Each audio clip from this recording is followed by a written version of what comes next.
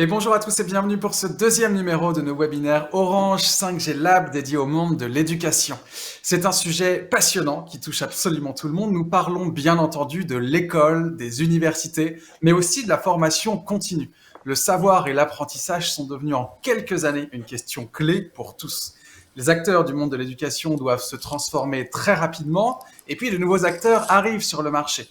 Ils vont développer des nouvelles connaissances, des nouvelles compétences. Et ça, c'est devenu extrêmement accessible, ces nouveaux services. Mais quand on parle d'éducation, on ne parle pas seulement des outils de diffusion. La question des contenus est aussi majeure. Les nouvelles technologies permettent de vivre de nouvelles expériences pour les apprenants comme pour les enseignants. Et nous allons voir comment certains acteurs s'en emparent pour en faire des outils d'apprentissage, pour individualiser les parcours et pour proposer des expériences immersives.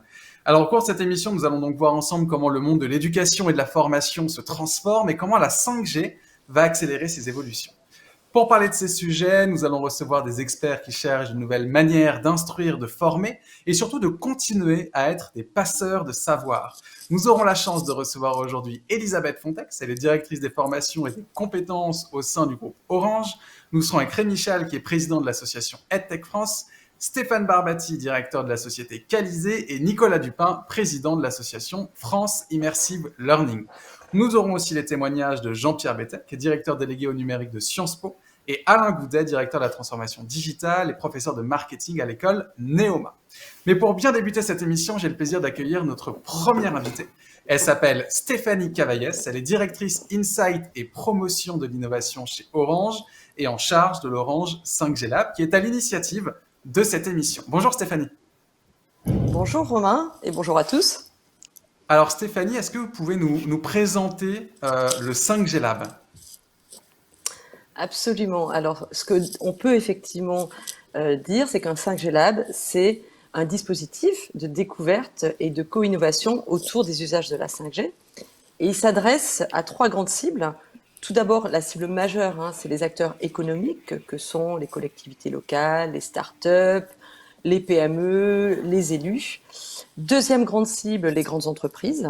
Et enfin, on aura aussi une cible importante, qui est la cible du grand public, spécialisée, donc c'est la presse, les influenceurs, les blogueurs.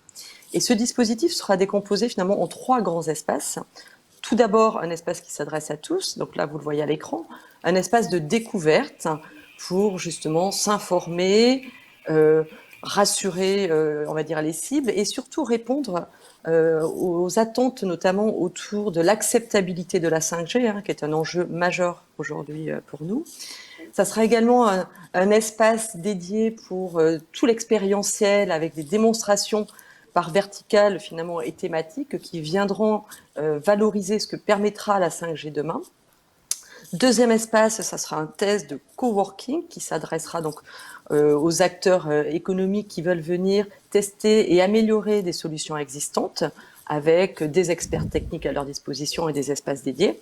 Et enfin, le dernier espace, c'est un espace de prototypage et de co-innovation qui permettra d'explorer, d'aller finalement un cran plus loin au-delà des solutions existantes pour toujours être en réponse à des attentes clients et donc aussi pouvoir bénéficier d'un réseau expérimental qui sera toujours avec une longueur d'avance par rapport au réseau commercial 5G actuel. Alors du coup, aujourd'hui, on est sur une thématique spécifique, donc c'est une série de webinaires. Là, il y a un mois, on était sur les événements sportifs. Là, on va travailler, ou en tout cas, on va réfléchir à l'éducation. Alors pourquoi cette thématique? Pourquoi elle tient autant à cœur? Pourquoi elle vous tient à cœur chez Orange? Alors, l'éducation, effectivement, est pour Orange en tant qu'acteur et opérateur responsable un axe prioritaire. On le voit bien en favorisant l'accès à l'information, le numérique, finalement, devient un pilier essentiel et puissant pour développer, finalement, l'inclusion dans ce domaine de l'éducation. Tout le développement apporté par la 5G va permettre justement de renforcer tous ces usages de plus en plus exigeants. Et donc, si on le transpose au domaine de l'éducation, on aura effectivement la possibilité de développer des outils pédagogiques encore plus immersifs. Donc, on verra certainement avec les intervenants qui vont suivre autour de la VR. Alors aujourd'hui, effectivement, on est en plus dans un contexte de confinement où on le voit bien, finalement, on a des difficultés finalement d'accès à l'apprentissage. Et donc, c'est compliqué finalement de pouvoir être toujours connecté. Et puis, au-delà de ça, on voit bien des dispositifs finalement se développer, dispositifs autour de nouveaux outils pédagogiques. Et nous, Orange, nous souhaitons être vraiment acteurs et accompagner avec et avec tout le potentiel de cette technologie 5G, l'ensemble de ces dispositifs qui apparaissent. Et donc, c'est aujourd'hui pour nous très clairement l'occasion, avec ce webinaire, de réunir tous les experts et toutes les personnes qui travaillent sur ce dossier de l'éducation pour pouvoir partager leur expérimentation et surtout se projeter sur de nouvelles solutions qui seront encore plus efficaces. Merci beaucoup Stéphanie pour tous ces éléments. Je vais y arriver. N'hésitez Merci pas ceux qui Romain. Merci beaucoup Stéphanie. Pour tous ceux qui nous regardent, n'hésitez pas à poser des questions puisque c'est évidemment un webinaire en live. Nous sommes bien en live en ce moment. Donc n'hésitez pas à poser des questions et en fin d'émission on y répondra. On prendra quelques questions que nous poserons à nos invités. Donc n'hésitez pas à poser des questions dans l'interface de Webikeo. Et je vous propose tout de suite de passer à la première partie de la table ronde.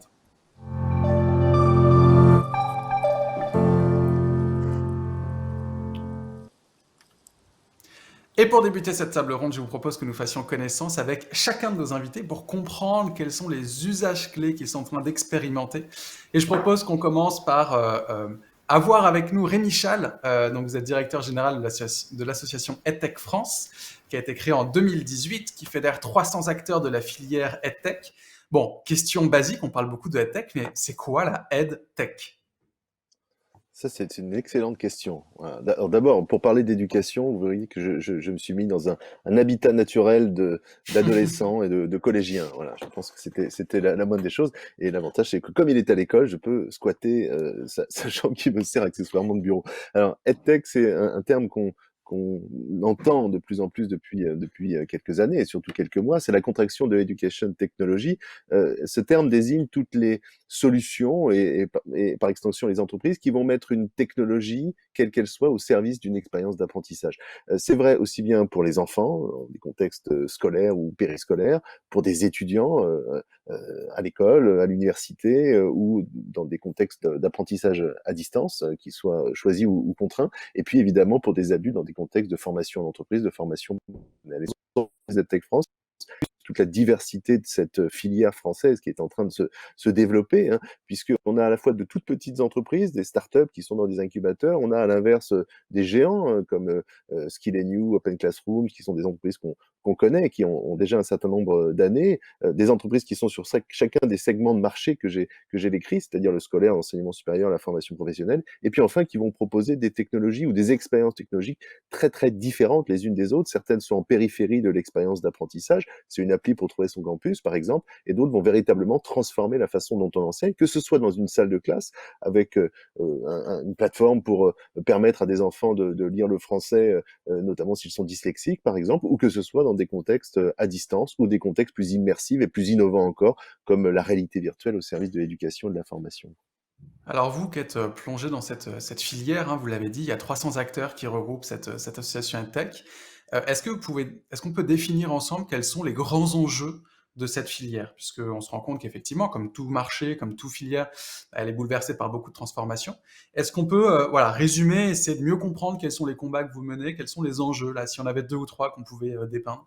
Oui, bah, les enjeux sont très différents selon le segment de marché sur lequel on se positionne. S'agissant du scolaire, par exemple, il y a un vrai sujet de comment est-ce qu'on fait rentrer le numérique à l'école, aussi bien en tant qu'objet d'étude et puis surtout comme outil. Là, il y a encore beaucoup de chemin à faire. Il y a les états généraux du numérique qui se sont tenus la semaine dernière, parrainés par le ministère de l'Éducation nationale. On voit qu'il y a une volonté aujourd'hui de se poser véritablement la question du numérique éducatif en France, parce qu'on est en retard par un certain nombre d'autres pays, mais les choses vont doucement et aujourd'hui, on ne peut pas véritablement parler d'un marché pour les entreprises EdTech françaises. C'est trop difficile de travailler avec les établissements scolaires. Donc là, il y a des enjeux pour nous, pour la filière, qui sont évidemment très importants. S'agissant de l'enseignement supérieur, l'enjeu, c'est d'accompagner la transformation qui est en marche. Depuis quelques mois et de nouveau aujourd'hui, les universités, les grandes écoles ont fermé, ne peuvent plus accueillir d'étudiants sur leur site. Ça veut dire qu'il y a des millions d'élèves en France et encore davantage à l'étranger qui suivent leurs cours depuis chez eux. Et il faut accompagner cette transformation parce que jusqu'à maintenant, il n'y avait pas la maturité nécessaire pour que cette expérience d'apprentissage à distance puisse se faire convenablement. Donc là, il y a un véritable enjeu. Et puis, s'agissant de la formation professionnelle, formation continue, là, on a un segment du marché qui est davantage mature. D'abord parce qu'il y a moins de méfiance à l'égard du numérique, moins de méfiance à l'égard du secteur privé. Et puis, il y a des enjeux extrêmement importants, avant même qu'on parle de crise sanitaire, liés à la transformation des métiers. L'intelligence artificielle, pour ne citer qu'elle, va transformer un certain nombre de métiers et il faudra que des collaborateurs passent par des processus d'upskilling, comme on dit, de reskilling, de montée en compétences. Et bien entendu, la crise sanitaire va accélérer encore et toujours ce mouvement. Et puis, on a vu que la tech avait permis, pour un certain nombre de gens qui étaient notamment chez eux ou en chômage partiel, de commencer à se former. Donc, pour chacun des segments de ce marché, on a des enjeux qui sont très forts. Il y a un mouvement qui est en marche, qui est accéléré très probablement par la crise sanitaire qu'il va falloir poursuivre. Avec une seule réserve, c'est qu'on ne limite pas la tech à un enseignement à distance. Ça n'est évidemment pas que ça. Et la technologie, elle va venir enrichir l'expérience du formateur, l'expérience de l'apprenant, y compris dans un contexte présentiel. D'accord. Bon, merci beaucoup, Rémi. Voilà, ça pose le cadre, donc ça, c'est absolument parfait. Je vous propose maintenant qu'on fasse la connaissance de Nicolas Dupin. Donc, Nicolas, vous êtes directeur de France Immersive Learning. Alors, déjà, qu'est-ce que France Immersive Learning? Et puis, c'est vrai que souvent, on utilise un mot valise. Alors, pardonnez-moi du terme, un mot valise qui est les expériences immersives. Alors, est-ce qu'on peut définir ce que c'est que ces expériences immersives? En tout cas, quelle est votre définition à vous pour qu'on comprenne un peu mieux? Parce que tout à l'heure, Rémi parlait de transformation. Bah, ça en est une. Alors, les expériences immersives par rapport aux technologies classiques que l'on connaît, qui se déroulent sur des écrans 2D, même si parfois elles produisent des environnements 3D. Ce qu'on appelle les expériences immersives, c'est de rentrer à l'intérieur de l'écran. Et d'être plongé dans les situations d'apprentissage, quel que soit le média que l'on va utiliser, de la vidéo 360, de la réalité virtuelle ou des médias non occlusifs qui permettent de conserver un contact avec la réalité, qui seront demain la réalité augmentée et la réalité mixte. Donc, les technologies immersives, c'est rentrer dans l'écran et ce n'est pas y rentrer seul, c'est y rentrer pour rejoindre d'autres personnes, pour faire des choses ensemble, que ce soit de loisirs, et pour ce qui nous concerne évidemment, apprendre, mais cette fois-ci en contexte, en collaboratif, en étant avec les gens et permettant ainsi de redonner une place centrale aux formateurs. J'ai beaucoup aimé l'expression que vous avez utilisée tout à l'heure de passeur de savoir, qui va pouvoir utiliser les pouvoirs magiques de ces technologies en termes de contextualisation, d'apport d'objets tridimensionnels, de séquences qui permettent de rendre tangibles tous les contextes, d'interagir avec ces objets et ces contextes rendus ainsi intelligibles, et donc de redonner cette place centrale au formateur et à l'enseignant, qui est celui qui met en sens et qui donne à voir au-delà des médias l'intérêt de l'apprentissage et surtout qui redéveloppe ainsi le plaisir d'apprendre et pour lui le plaisir de transmettre, qui sont des éléments absolument essentiels dans le développement des compétences à tout âge de la vie. Alors, pour qu'on se rende compte un petit peu ce que c'est une expérience immersive, Nicolas, vous nous avez transmis une vidéo que je vous propose qu'on regarde. Alors, est-ce que vous pouvez nous donner peut-être une ligne de contexte pour qu'on comprenne ce qu'on va voir? Du premier réel événement en réalité virtuelle qui a été fait pendant le premier confinement, organisé par HTC Vive, qui est un des acteurs majeurs des services et des matériels immersifs, hein, en particulier de réalité virtuelle. Et cet événement, qui d'habitude se déroule en présentiel, a été organisé complètement en virtuel. Ce sont plusieurs centaines de participants qui ont assisté. Plusieurs milliers qui l'ont regardé en vidéo, même si la sensation est complètement différente puisqu'on n'est pas présent physiquement dans l'amphithéâtre, puisque vous allez découvrir un amphithéâtre. Et pour le coup, pour faire le lien avec la 5G, l'expérience a été tout à fait satisfaisante parce que cette conférence se déroulait à 2h du matin, puisqu'elle était à 9h heure de Taïwan. Et donc, la qualité des réseaux qui nous était permis pour ceux qui se sont levés à 2h du matin pour y participer était bonne. Et c'est ce qu'on attend de la 5G pour la suite, mais on va en reparler. Super. Eh ben, je vous propose, alors je ne sais pas si en régie vous avez la vidéo, mais je vous propose qu'on regarde un petit peu ce que donne une expérience immersive.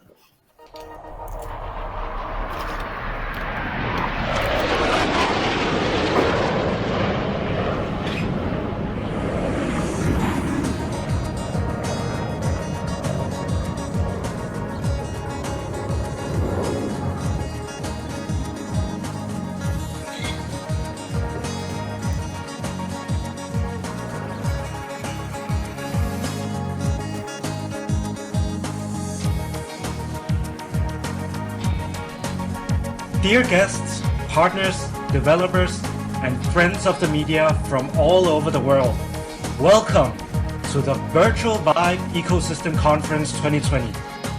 The vision of HTC to enter the VR industry is to build a platform of humanities, technology, and dreams to help people unleash human imagination. In the face of this pandemic, the Chinese people. Bon, alors on aura envie de regarder cette vidéo pendant des heures et des heures. On parle beaucoup de la 5G, et vous l'avez dit, finalement, le fait d'avoir une 5G accessible permettra d'avoir ce genre d'expérimentation de façon beaucoup plus facile, parce qu'on aura accès au réseau. Est-ce que finalement, le fait que la 5G se développe, on aura aussi une facilité à avoir accès aux outils? Je pense particulièrement à tout ce qui est en train de se développer aujourd'hui, où la puissance de calcul est dans le cloud, et le device que l'on a reçoit les informations plutôt que d'avoir la puissance de calcul. Parce que si je ne me trompe pas, les casques de réalité virtuelle, il fallait les brancher à des ordis, et de plus en plus, on est en train d'avoir du matériel plus accessible. Est-ce que vous sentez qu'on va dans cette direction et que peut-être, faisons le rêve, ou le rêve, en tout cas la projection, peut-être que dans 5 ans, tout le monde en aura? Alors, je pense que c'est pas un rêve, c'est effectivement ce qui nous attend. Par contre, ça fait déjà plusieurs mois, plusieurs années bientôt que on n'a plus nécessairement besoin d'un casque filaire relié à un ordinateur puissant. On en a toujours besoin pour un certain nombre d'expériences qui sont très qualitatives et qui permettent des niveaux d'interaction très élevés, donc des puissances de calcul graphique qui sont importantes. Et effectivement, tant qu'on n'a pas encore aujourd'hui l'accès à des ressources déportées dans le cloud pour uniquement utiliser des terminaux qui sont des terminaux d'affichage, on continue à avoir besoin de technologies embarquées. Mais vous voyez, les casques de réalité virtuelle qui sont derrière moi sont des casques autonomes. Ils sont basés, et c'est ça a été le point de pivot et d'accélération de la possibilité de cette massification des usages qui va d'autant être accélérée de la disponibilité des 15G, c'est que ces casques se basent sur des composants électroniques sur notre smartphone qui ont été optimisés pour de la réalité virtuelle. Donc vous avez aujourd'hui sur le marché des casques qui vont de 200 à 1500 euros, qui sont complètement autonomes et qui incarnent une vision que j'ai proposée sur un article pendant le premier confinement de ce que j'appelle le troisième écran. C'est-à-dire d'avoir, en plus de nos téléphones, de l'écran, à côté de nous, branché en permanence et disponible, un casque de réalité virtuelle qui permet de basculer dans de l'immersif avec ce sentiment de présence qui nous manque tellement, même si la remarquable organisation de ce séminaire fait que ça se déroule bien.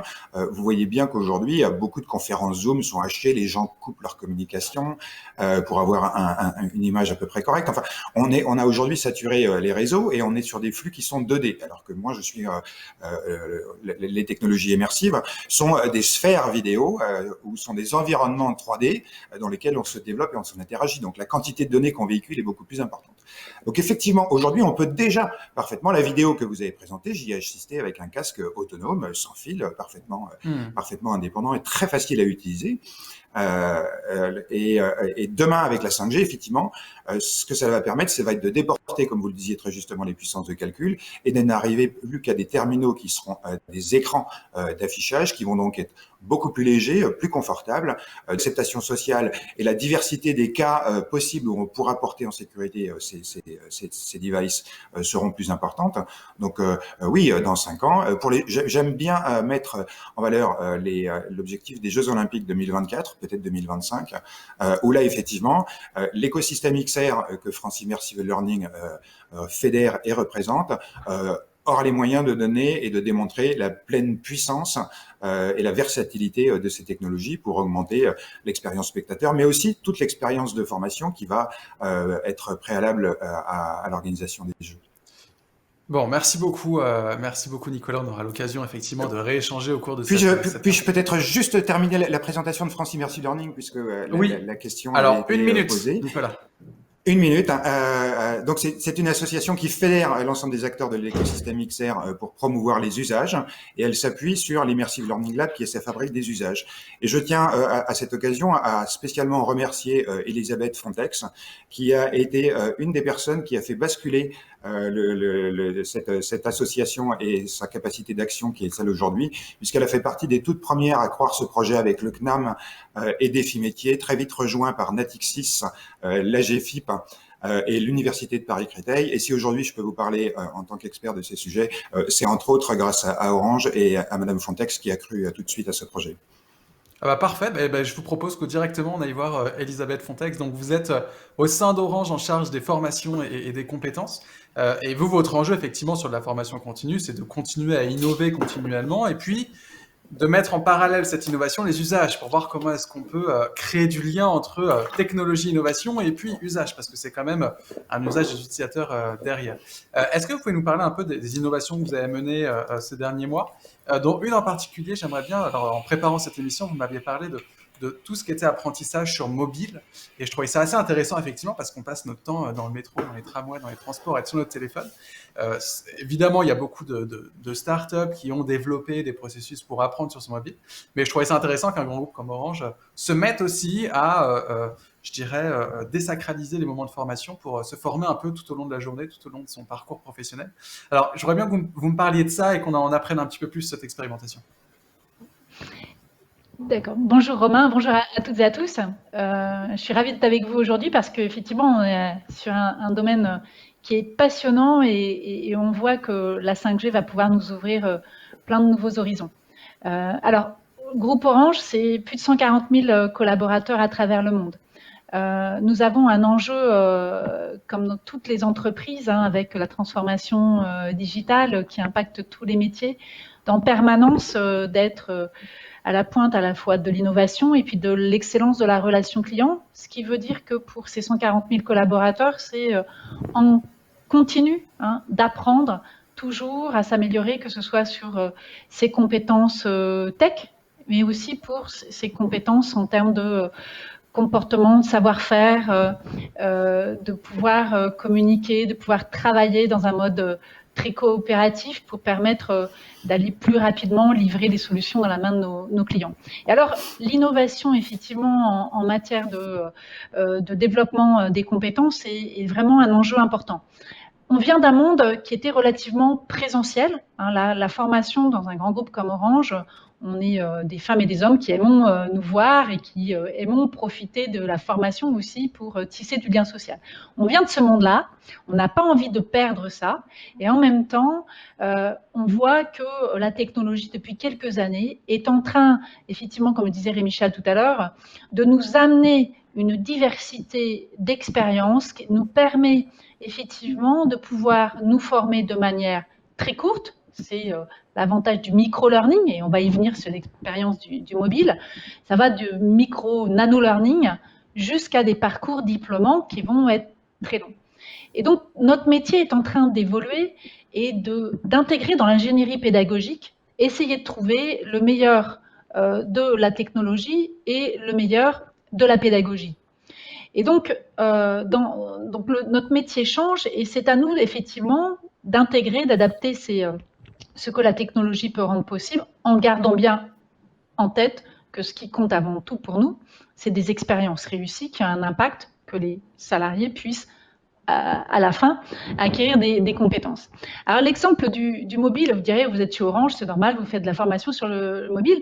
C'était peut-être pas forcément si évident que ça, parce que le mobile était plus associé à des usages de la vie courante qu'à des usages professionnels pour se former.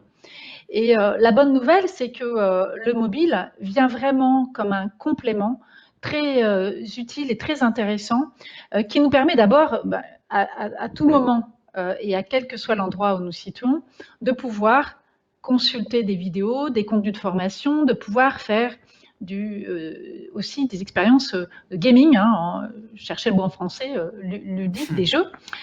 Et donc, nous avons expérimenté à plusieurs occasions l'usage du mobile. L'une des dernières expériences que nous avons eues était pour développer la connaissance du monde de la cybersécurité pour des ingénieurs commerciaux et des ingénieurs avant-vente. Et donc, on a conçu tout un parcours avec des challenges. Donc, l'intérêt aussi du mobile, c'est qu'il est proche de vous. Alors, à certains moments, vous pouvez vous concentrer, prendre connaissance des contenus, et puis consulter des vidéos. Vous pouvez aussi interagir et poser des questions à votre communauté. Vous pouvez également faire partie de challenges qui permettent de se challenger sur les connaissances et permettent à des équipes d'apprendre les unes des autres et de reconnaître celles qui ont joué le jeu et qui ont effectivement permis d'acquérir un maximum de compétences en peu de temps. Donc le mobile, je pense qu'on en est au début de ce qu'il peut permettre de faire à la fois en termes de connecter plusieurs collègues qui ont un enjeu de développer des compétences, c'était l'exemple de la cybersécurité, avoir une expérience ludique, pouvoir recommencer à plusieurs reprises parce que parfois certains concepts, certaines connaissances ne sont pas forcément bien ancrées, on peut rejouer, on peut retester, on peut passer des quiz et puis on peut progresser à son rythme. Et donc ça, c'est vraiment un complément intéressant. On a aussi pour des managers eu l'occasion d'utiliser le mobile avec ce qu'on appelle des nudges, c'est-à-dire que vous suivez par exemple un webinaire, comme là ce matin, et puis à l'issue de ce webinaire, vous prenez, donc si vous travaillez par exemple sur le développement personnel, la connaissance de soi, puis vous vous dites, eh bien, il faudrait que je travaille plus sur le lâcher-prise. Voilà, je suis un manager qui est un peu contrôlant, il vaut mieux que je travaille sur le lâcher-prise. À l'issue d'un séminaire de webinaire où vous avez des spécialistes qui vous expliquent, vous faites des exercices, et puis après, dans les jours qui suivent, vous prenez l'engagement de mener un certain nombre d'actions pour développer avec votre équipe ces pratiques de lâcher-prise. Et donc, vous pouvez, au travers de nudge, avoir des notifications, des rappels d'actions concrètes et de contenus pédagogiques associés pour vous permettre de progresser sur une compétence. Donc, vous voyez, c'est des exemples. Ouais, c'est vraiment un écosystème, en fait. C'est vraiment des exemples. Voilà. Et donc, c'est intéressant parce que c'est-à-dire que du coup, vous allez pouvoir itérer et donner énormément de sujets, de contenu. Alors, on va en parler après, du contenu. Mais sur une plateforme, C'est ça. Alors, ce qu'il ne faut pas minimiser, c'est effectivement, à la fois, ce sont des savoir-faire pour nos ingénieurs de formation qui sont nouveaux parce qu'il faut concevoir différemment les formats à l'essentiel et revoir le design des parcours. C'est aussi beaucoup de solutions, de plateformes derrière qui doivent être simples d'usage, simples d'exploitation pour nous permettre de délivrer une expérience de qualité aux apprenants. Extrêmement intéressant. Merci beaucoup, Elisabeth. Donc alors, ça, effectivement... peut-être un dernier exemple, si vous permettez, puisqu'on faisait le lien avec l'immersive learning. Allez, vous une dire minute, que pareil, comme Nicolas. On a déjà des premières expériences très concluantes en matière de réalité virtuelle et de réalité augmentée, que ce soit dans le domaine des réseaux.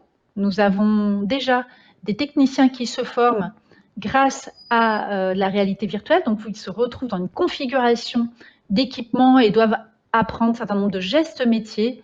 Vous pouvez avoir aussi des techniciens d'intervention qui se forment à comment installer la Livebox chez le client, et ceci sans se déplacer.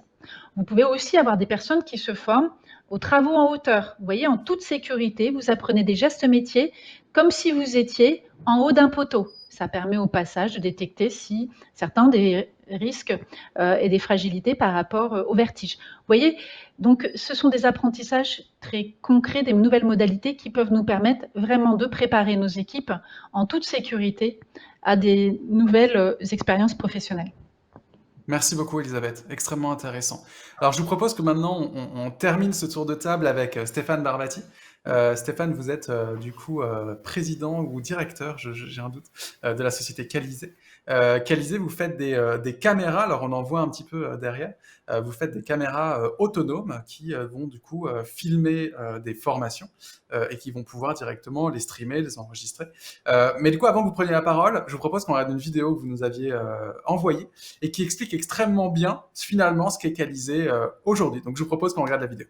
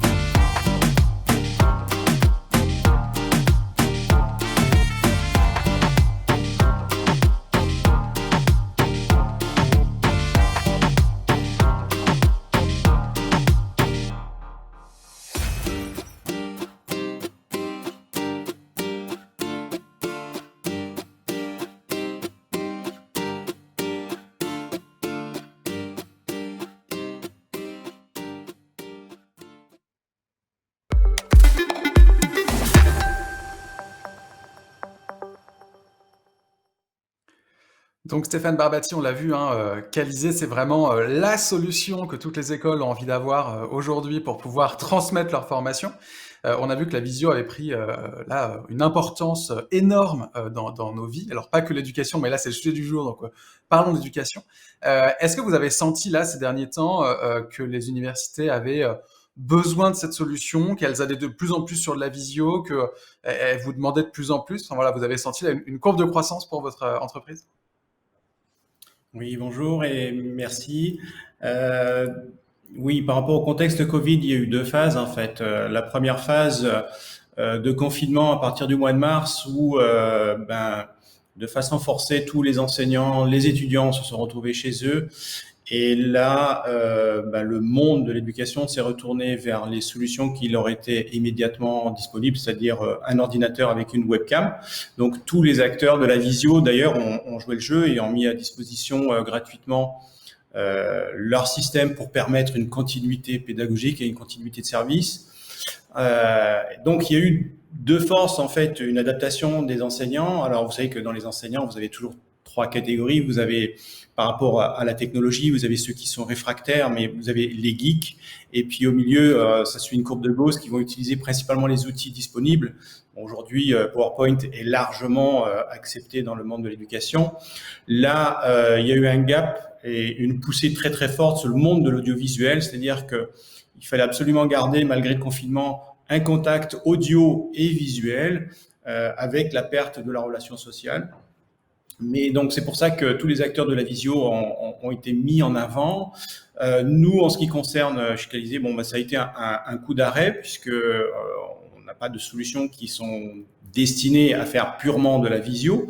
Cependant, très rapidement, vous avez une fronde, c'est une façon de parler, mais il y a eu une pétition des enseignants, il y a eu aussi beaucoup d'étudiants qui souhaitaient revenir parce que la perte du contact social, qui est un élément essentiel, à la fois, ça a été exprimé par les formateurs qui ont besoin de garder un contact avec la salle, qui ont besoin de sentir la salle. Vous savez, c'est comme dans le spectacle vivant. On a besoin de sentir la salle, on a besoin d'avoir cette communion avec les étudiants, pouvoir poser des questions, même si c'est un cours magistral. Et puis, côté étudiant, la proximité sociale, ça fait partie de la vie des étudiants. Donc, le retour pour cette rentrée de septembre-octobre était vraiment pressenti pour passer du pur distanciel à de la formation hybride. Et c'est ce que nous avons préparé en disant, voilà, le besoin aujourd'hui, le marché, c'est vraiment d'avoir des solutions qui permettent à la fois de diffuser des cours en distanciel et en direct et de permettre aussi le présentiel. Voilà, donc pour essayer de garder la meilleure expérience possible dans ce contexte. Bon, super. Merci beaucoup, Stéphane. Comme ça, on a bien compris et puis on va pouvoir réfléchir ensemble à quel est l'impact sur le marché. Avant de terminer cette première partie de la table ronde, je vous propose à toutes les personnes qui nous regardent de participer à un sondage. Le sondage est assez simple. La question, c'est de savoir quels sont les usages que vous souhaitez mettre en œuvre rapidement. Est-ce que c'est la réalisation d'expériences immersives, l'amélioration de la visioconférence, l'apprentissage en mobilité ou encore le développement de nouveaux outils plus interactifs? N'hésitez pas à participer et nous verrons à la fin de l'émission les résultats. Comme ça, du coup, on pourra voir un petit peu, vous, ce qui vous intéresse le plus dans les différentes présentations qui vous ont été faites. N'oubliez pas aussi que si vous êtes là en train de nous regarder et que vous avez envie de contacter l'Orange 5G Lab, il y a un site internet qui vous est dédié complètement, où vous pouvez contacter toutes les équipes. Je vous donne l'URL, c'est 5glab.orange.com. Donc 5glab, tout attaché, .orange.com. Et ça vous permet du coup d'avoir plus d'informations sur le 5G Lab et de pouvoir contacter les équipes si vous voulez mener des expérimentations. Mais je vous propose qu'on avance dans cette émission et qu'on passe à la deuxième partie.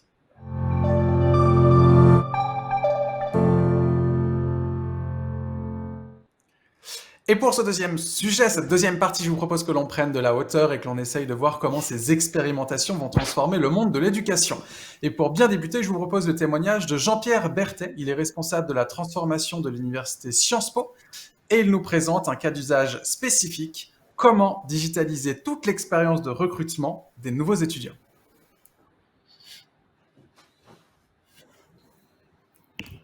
Sciences Po en fait a changé toutes ses admissions. On a maintenant un nouveau système d'admission commun.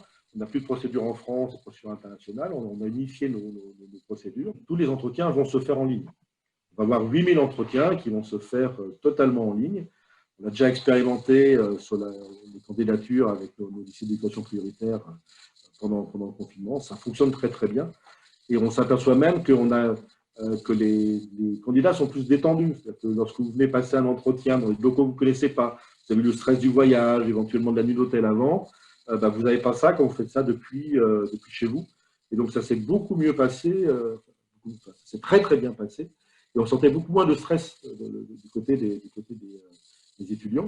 Alors, si je continue le processus après, on a des phases où ils sont en préinscription. On met en place, par exemple, des visites virtuelles en 360 degrés, auxquelles on peut visiter les différents campus, rencontrer les principaux acteurs, des anciens étudiants. Puis enfin, concernant les cours, on sait maintenant les déployer entre 100% en présentiel ou 100% en ligne, de manière totalement flexible.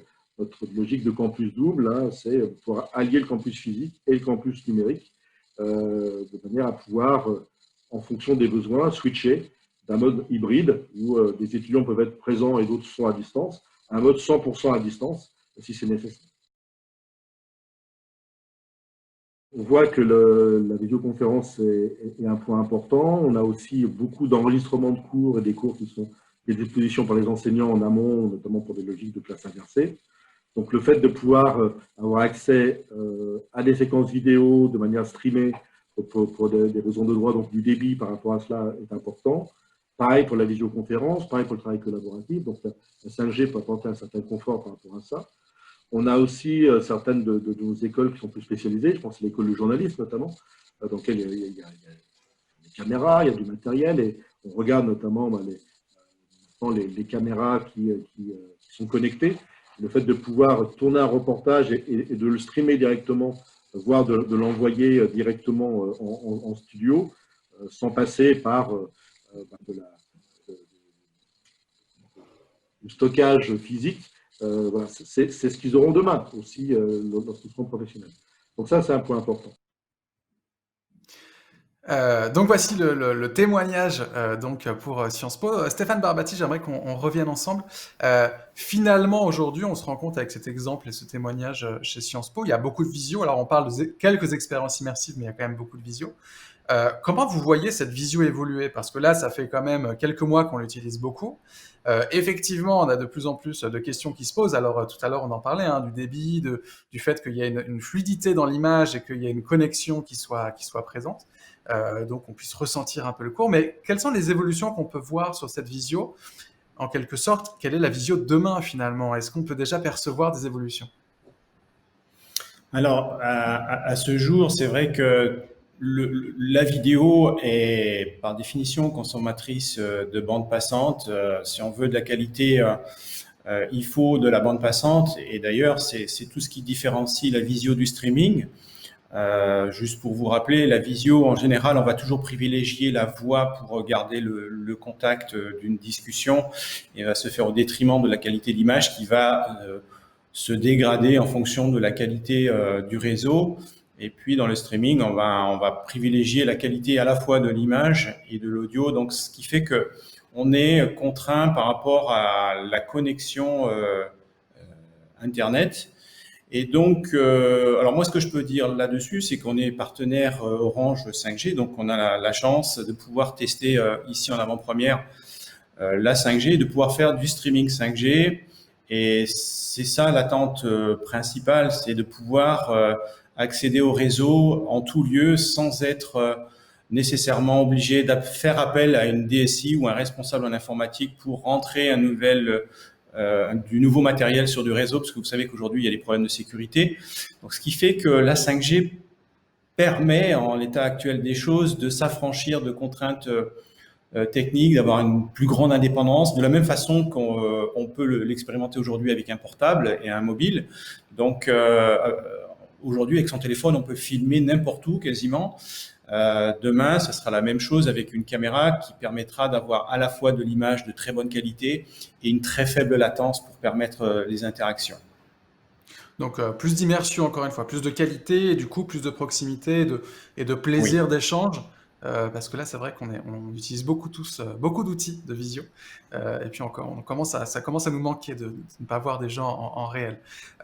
Rémi Chal, pour la EdTech, est-ce que vous constatez vous aussi une évolution sur cette visio? Alors, une courbe d'apprentissage, effectivement, comme on l'a dit tout à l'heure, c'est-à-dire les professeurs de plus en plus et les étudiants qui apprennent de plus en plus ce nouveau format, et puis peut-être une évolution en termes de contenu. Voilà, comment est-ce que vous voyez un peu l'évolution et qu'est-ce que la tech, du fameux EdTech, est en train de développer sur cette visio ou alors sur ces nouvelles expériences?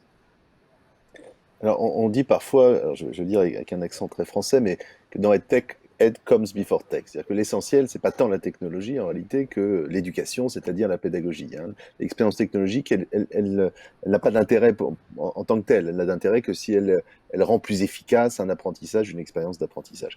Et c'est vrai qu'avec avec le confinement, le premier et le second, on s'est tous retrouvés saisis, hein. Personne n'était préparé à ça, ni le système éducatif, ni les enseignants, ni même les entreprises EdTech, dont la plupart des plateformes ont sauté, hein, sous l'afflux des connexions.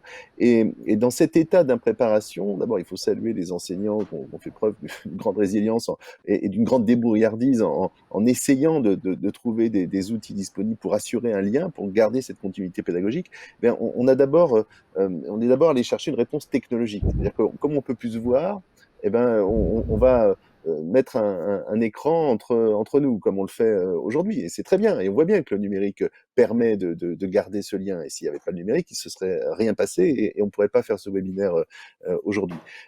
Pour autant, cette réponse technologique, elle ne dure qu'un temps. D'abord, parce qu'on a fait appel massivement à des outils présentés comme gratuits, mais qui ne le sont pas vraiment et qui sont développés par des entreprises, pour la plupart d'entre eux, nord-américaines, et pas tellement avec des entreprises françaises. Donc ça, c'est un premier sujet qui nous concerne évidemment chez Tech France. Et puis surtout parce que c'est pas en mettant une webcam entre un prof et des élèves qu'on fait cours. Ça marche pas. L'enseignement à distance, c'est un métier. Il suffit pas de faire à distance ce que l'on ferait dans une salle de classe. C'est pas ça.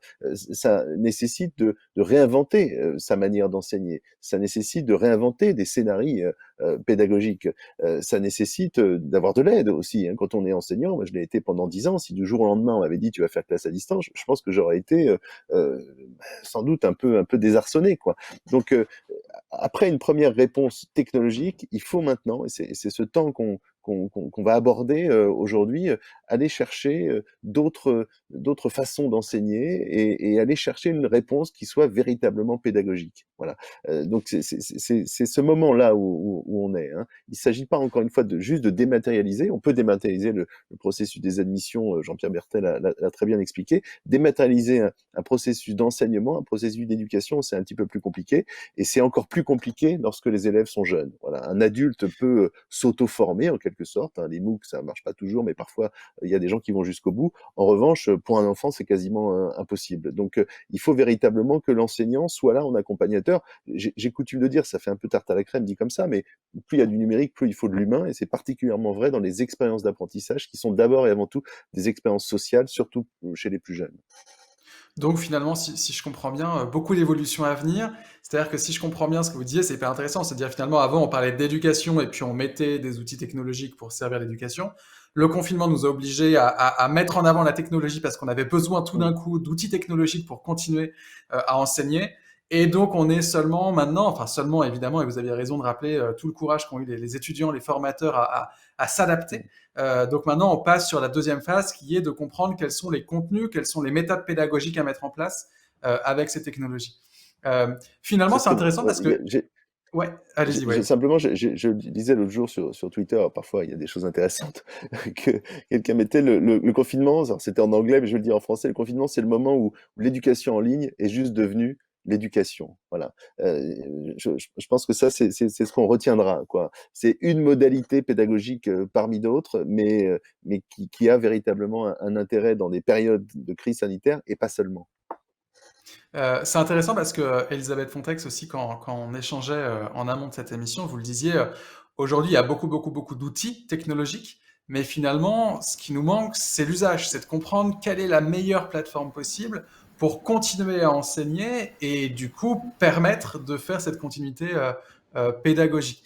Finalement, votre souhait, ce serait quoi aujourd'hui? Alors, remettons un peu de tech avant l'aide, mais qu'est-ce qui vous manque aujourd'hui? Ce serait la meilleure question d'ailleurs. Alors, effectivement, c'est une période où ça foisonne, hein. Il y a énormément, et c'est bien de voir en France, effectivement, et aux États-Unis aussi, il y a énormément de startups, beaucoup d'offres qui se sont développées. Et donc ça nous questionne et ça nous fait progresser. C'est ça qui est intéressant, hein. C'est vraiment dans une approche aussi de co-innovation avec les startups, qu'elles soient purement tech ou aussi qui abordent des contenus de manière différente, en embarquant des podcasts, embarquant des MOOC. Alors, il y a une profusion d'offres et effectivement, nous, notre métier, c'est quand même d'essayer de sélectionner celles qui pourront passer à l'échelle. Parce qu'on ne peut pas passer notre temps, alors j'imagine, a fortiori pour des PME, hein, au quotidien, de passer leur temps à sélectionner sur le marché quelles sont les solutions qui vont répondre à leurs besoins.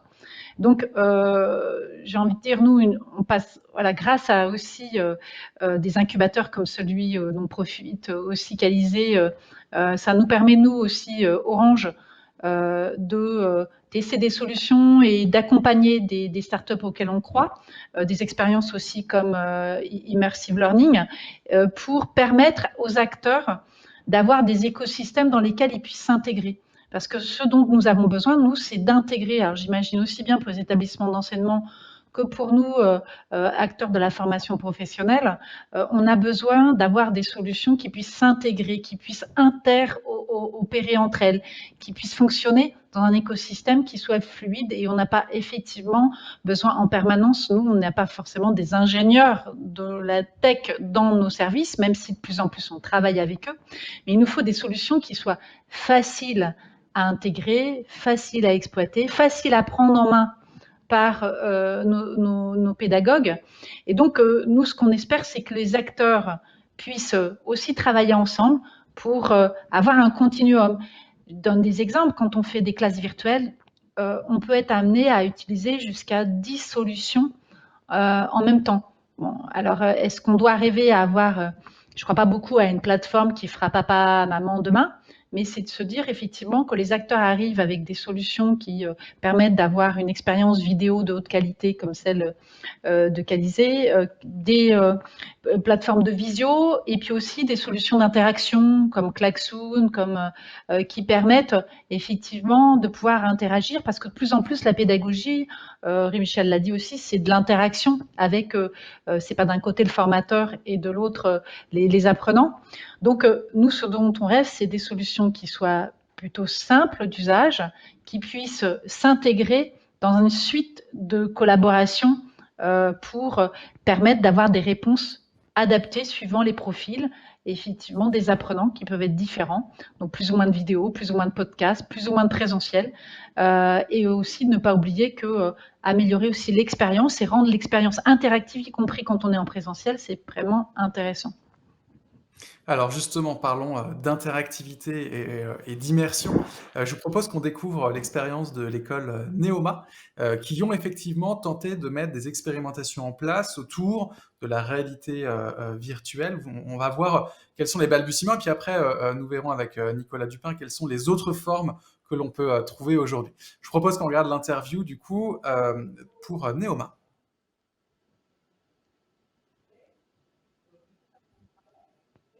Il s'avère que je suis professeur en marketing et assez naturellement, j'ai eu l'envie d'utiliser la technologie de réalité virtuelle immersive pour proposer aux étudiants un contexte assez simple qui est le suivant. Ils viennent d'être nommés directeurs du magasin de centre-ville, en l'occurrence qu'on a réalisé avec l'enseigne Cinétique. Ils doivent réaliser la visite de ce magasin pour regarder en fait ce qui s'y passe, alors aussi bien sur l'aspect merchandising du point de vente, la manière dont les produits sont amenés, que les moments d'interaction entre la force de vente et les différents clients, que tout le back-office auquel on n'a pas du tout accès quand on est simple client en fait d'un lieu. Cette première visite leur permet d'établir un diagnostic critique de la situation et du lieu de vente. Ce diagnostic critique est réalisé de manière individuelle. Puis, je leur demande de travailler en groupe, généralement sous forme de groupe de 5 ou 6 étudiants, Et là, ils doivent réaliser la mise en place d'un consensus. Et là, c'est intéressant parce que les étudiants découvrent que finalement, lorsqu'on visite un lieu et qu'on produit un diagnostic critique, on n'a pas forcément la même analyse que son voisin. Et du coup, la notion de mettre en commun un certain nombre d'idées prend alors tout son sens. Enfin, je demande au groupe de réaliser une innovation ou une proposition d'amélioration en fait, du lieu par rapport au consensus et au diagnostic critique qui a été réalisé. Alors l'intérêt des études de cas en réalité virtuelle, c'est de changer complètement la routine d'apprentissage. Puis on a cette notion de cycle court entre la théorie et la pratique, entre ce que le professeur va pouvoir amener comme outil et comme méthode, et la mise en situation concrète à l'intérieur du contexte managérial, par exemple, à l'intérieur du point de vente. Sur la 5G, en fait, la vision qu'on a, c'est que quelque part, n'importe quel lieu peut devenir un lieu d'apprentissage. On l'a vécu sur la période actuelle, dans les périodes de confinement, et même encore maintenant. Finalement, aujourd'hui, ma salle de classe est un ordinateur qui peut être, par exemple, dans mon garage. Et la 5G devient extrêmement utile pour transformer ce lieu-là, qui au départ n'est pas un lieu prévu pour être un lieu d'apprentissage et un lieu de pédagogie, en lieu où finalement tout est possible, puisque le débit et la réactivité sont présents. Ça va permettre, par exemple, de broadcaster en live les études de cas en réalité virtuelle. Ça va permettre de diffuser différents types de flux, que ce soit des flux de visioconférence, et qui peuvent être des flux assez compliqués, mélangeant justement des quiz et des éléments d'interaction avec le public et des éléments de diffusion du professeur. Donc c'est vrai que cette technologie 5G est une vraie technologie en fait d'augmentation de la capacité des différents lieux à devenir des lieux pédagogiques. Alors, quand on parle de lieux pédagogiques, on était donc avec Alain Goudet, qui est directeur de la transformation de Neoma. Nicolas Dupin, c'est vrai que c'est votre sujet, de comment est-ce qu'on peut réussir aujourd'hui à transformer n'importe quel lieu en lieu pédagogique. Est-ce que vous pouvez nous dire aujourd'hui comment est-ce qu'on arrive à transformer ces lieux? Quelles sont les expérimentations qu'on a en ce moment? Alors, c'est assez intéressant de commencer par la transformation des lieux qui sont effectivement deux des de l'appropriation et du déploiement de dispositifs immersifs, en gardant à l'esprit qu'il y a bien deux situations d'usage qui sont ce qu'on va appeler de l'hybride, en présentiel où on va insérer des modules de réalité virtuelle pour, comme Monsieur Goudet le disait très justement, enrichir et contextualiser la session, ou bien du pur distanciel où cette fois-ci on parle de vraies classes virtuelles, où dans la situation qui est la nôtre aujourd'hui, on a des apprenants qui sont chez eux et un enseignant qui est chez lui aussi, puisque les locaux sont inaccessibles. Donc, la transformation des lieux, elle concerne une espèce de situation de retour à la normale qui ne se produira pas, puisque plus rien ne sera comme ça l'était avant, mais en tous les cas, on va pouvoir effectivement à nouveau vivre ensemble et à proximité, et surtout apprendre ensemble dans les lieux, dans les espaces d'apprentissage. Ce qu'il faut bien voir aussi, alors pour le coup, l'expérience absolument remarquable et très innovante qui a été faite par Neoma n'est pas tout à fait de la réalité virtuelle, on est plutôt sur de la vidéo 360, qui sont des technologies qui sont assez faciles à mettre en œuvre, qui sont plus difficilement collectives, on pourra y revenir, et qui nécessitent assez peu de transformation de l'espace puisque on est sur un dispositif qui est contemplatif et vous devez au minimum avoir une chaise pivotante pour pouvoir regarder autour de vous et appréhender la situation, et puis ensuite dans leur dispositif ils retirent le casque pour collaborer. Donc là, l'impact sur les lieux d'apprentissage est relativement minime. Si par contre on passe sur des technologies qu'on dit nous SIDOF, c'est-à-dire de la vraie réalité virtuelle avec des commandes qui permettent de se déplacer physiquement et d'interagir avec les gens et les environnements, à ce moment-là, il faut pousser les meubles. On a besoin d'espaces physiques au sol, que ce soit chez soi ou que ce soit dans les espaces d'apprentissage. Donc là, il y a un vrai travail de reconception de façon à pouvoir tirer profit de ces technologies qui, contrairement aux technologies traditionnelles, vous mettent debout de façon à pouvoir vous déplacer, interagir, appréhender le contexte pleinement. Donc, là, il y a un vrai enjeu Pardon, je coupe, Nicolas, mais c'est extrêmement intéressant de voir comment est-ce qu'on arrive à passer d'une expérience immersive solo, je dirais, jusqu'à une expérience immersive où tout d'un coup on va être à plusieurs et vraiment on va pouvoir collaborer tous ensemble. Malheureusement, on va devoir clôturer cette table ronde, malheureusement, parce qu'on on est en train de dépasser un tout petit peu le temps. Et puis, Nicolas, vous aurez l'occasion de vous exprimer, parce qu'on a une petite question pour vous qui a été posée par une personne qui nous regarde. Donc, je vous propose qu'on passe tout de suite aux questions-réponses des spectateurs.